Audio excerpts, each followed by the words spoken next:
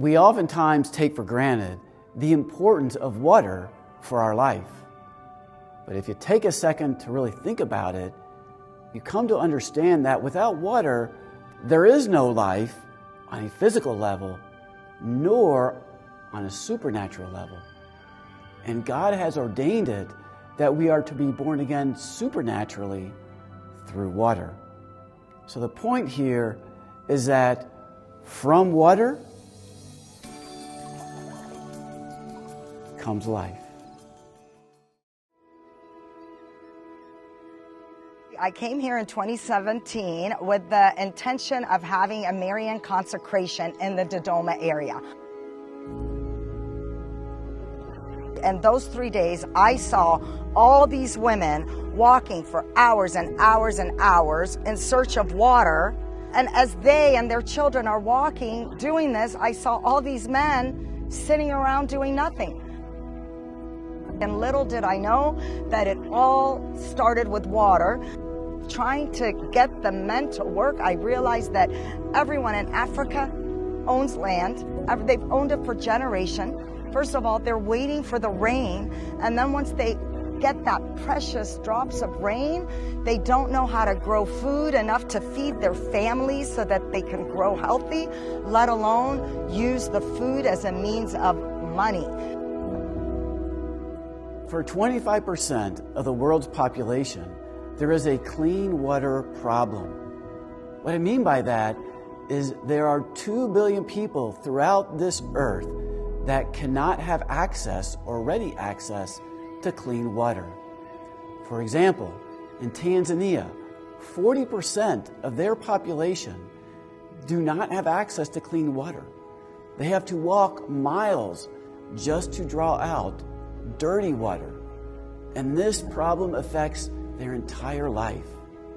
Nermeen Rubin, one of our Marian helpers, has established a ministry called Water for Mercy that's meant to address this problem. For about 6-7 months, I just prayed and prayed and prayed in front of the Blessed Sacrament. And that is when I learned that there are organizations that have solar power drills that drill to the aquifer to access water. Once you bring in water, wow, it is a source of life. I had tears in my eyes because we get a lot of testimonials of the nutritional increase and the kids that are eating healthier and less people in the hospital with diseases. And what I've seen is the dignity. The men are working.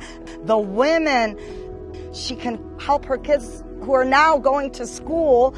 It's a transformation, like the transformation of our villages, of how without water, then we bring them water. And then once we bring in the agriculture to feed their families with economic prosperity, we see their lives change. It's not me. It's God. It's God. He's used Water for Mercy and me personally as a tool to be able to provide water and food and means to not only people in Tanzania, but in Kenya and in all these other countries. I'm in awe as to what he's done, as well as in awe as to where he is leading us. So, wow.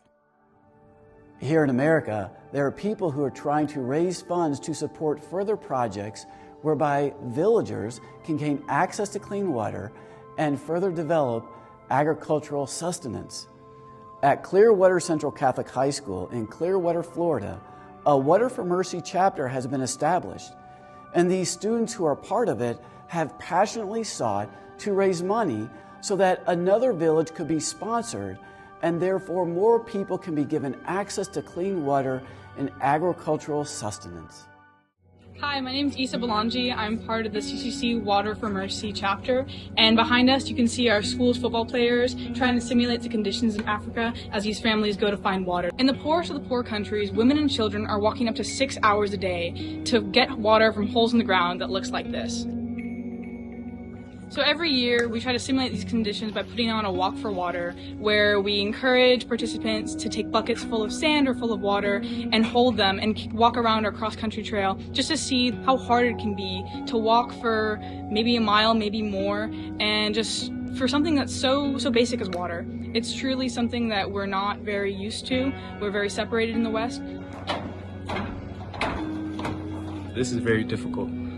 I can't do this. This year, we're asking the Marian helpers to help us fund the Black Mamba Village, also known as Chizaga Village. They call it the Black Mamba Village because at the bottom of this water hole is a big black mamba snake that prevents the villagers from going down into the hole and getting the water. And so as we are in the Lenten season, and Lent is really a time for us to grow in our capacity to love God and neighbor, let's put ourselves in their shoes and think about what that would be like, and maybe allow that compassion to move you to do something about it. Mercy is about love that goes in action to alleviate somebody's need.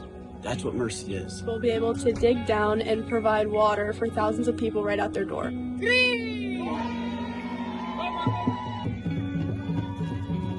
So consider this Lent as you give up things. Maybe you're going to give up sweets or ice cream or whatever. But any money that you could save doing that could go to help someone in need, to satisfy such a basic need. So now you understand the water problem that exists, but the good news is that there's a solution for it. And I just want to encourage you to consider making a donation to be a part of the solution to this problem. And let's be motivated to maybe make an offering so that someone else can share in the goods that we take for granted here in America. When we give in that way, we will get so much more in return. So please check out our website. You'll learn more about the project, and there you can make a donation if you feel so inspired. Thank you, and God bless you.